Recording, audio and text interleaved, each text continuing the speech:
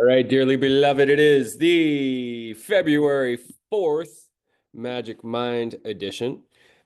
Today, you're going to want to grab a journal or open a document because we're going to do a little coaching exercise in just a moment.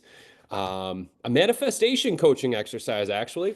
I've had the last like 4 days to myself, so I've had the opportunity to do some reflection and journaling and self-coaching processes. And one of the guys that I've read a whole bunch of his books over the years is Neville Goddard. This guy was like a manifestation lecturer and coach way back in, I guess, the 40s and 50s, I'm pretty sure. And he talks about the idea if you're setting goals or you're trying to do guided visualizations, you're trying to manifest your dreams into the real world. He's got this whole school of thought around the idea of living in the wish fulfilled. And so I've got a bunch of coaching questions that I'm going to drop into the chat in a minute here that you're just going to type away for about 10 minutes and answer the questions as best you can. But the premise of what Neville teaches is this idea of assume the state of the wish fulfilled, which means basically to vividly imagine and emotionally experience. So, if we're talking about your business, to emotionally experience your business already achieving the level of success and financial independence that you're aiming for and the work that you're doing every single day. And so, I went through the process that I'm about to guide you through the other night. And as I was going through the questions, I was doing my very best to somatically feel in my body what I was writing and to let my imagination show me the visualization that I was writing about.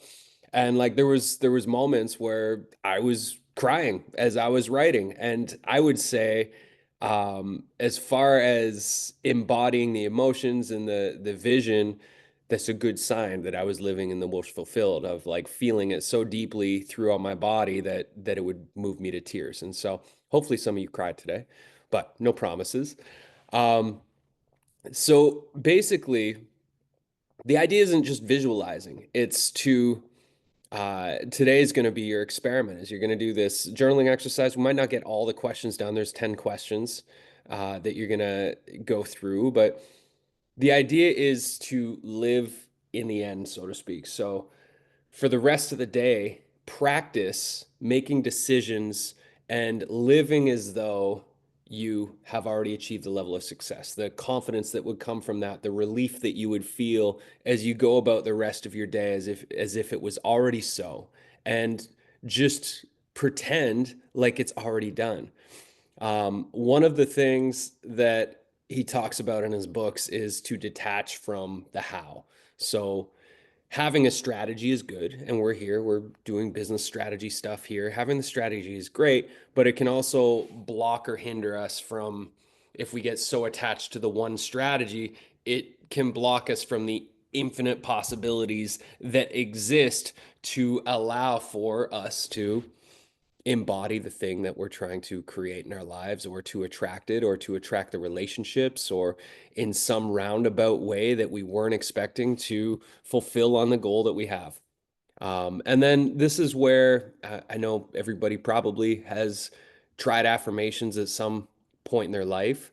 But once you get clear on the vision, you could come up with like three different affirmations that you just use as a mantra throughout your life to keep bringing you back to the wish fulfilled, back to the embodied feeling and the experience in your body as you go about your daily actions, or as you um, experience greater levels of stress as you're climbing the mountain. You can come back to the I know I've already done this part, which was something I was doing the other day. We've got a whole shit ton of stuff with Magic Media, Play Chi Ball, Magic Kids happening, and there's this expansive energy that's happening, but there's also, with expansion comes contraction. And so I'm having to just go through my own processes on the day to day and week to week basis as we're going through these changes.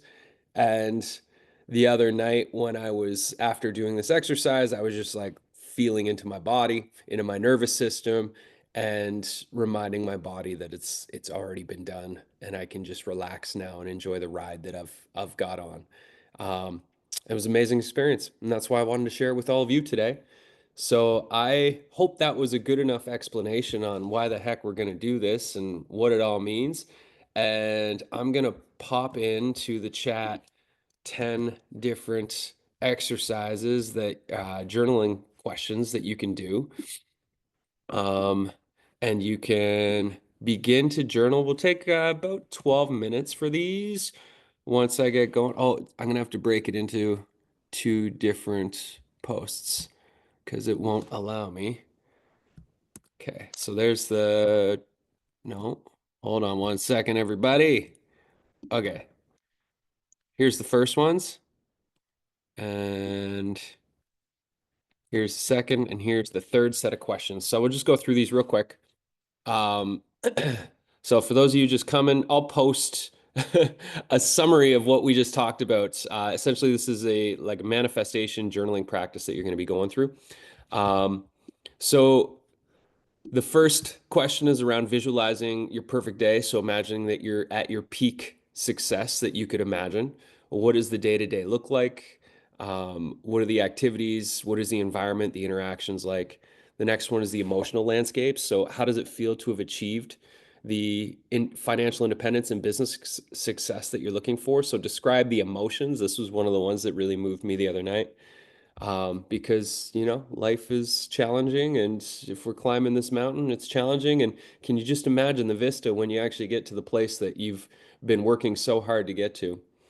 What are the conversations that you have at that level of success, whether it's with a partner, spouse, your partners, customers, mentors, etc.? What are you talking about? How do you express your gratitude? How does this impact your personal life and your community? So your relationships, changes in your relationship, changes in your community involvement, any philanthropic activities that you're able to donate to now. And what are your metrics for success? Everybody's going to have a different metric. Is it number of people that you're reaching? Is it the money in the bank? Is it some form of other way that you could describe freedom for yourself? What are the morning actions that you take? So knowing that you've already made it and that the grind is complete, and you can just wake up and carve out your ideal morning. What does that look like for you? How do you deal with challenges? So at this new level that you're envisioning, how do you deal with when things do come up, when obstacles come into your path? How do you embody that and navigate that? Um, this one was the big one for me. Who are you sharing your success with? So visualize a celebration of your achievements and who's there and what are you talking about? What does that celebration look like or feel like to you? Is there anyone specific that you could imagine yourself celebrating with? For me, it was my dad. Legacy building. So beyond the financials, what legacy you're building with your success? What do you want your business to be remembered for? So this is probably, it took me, I'm guessing, an hour to finish this whole practice the other night, sitting by the fire. But we'll do 12 minutes right now, and and then you can continue with this if you feel called later on today. Sound like a plan, everybody?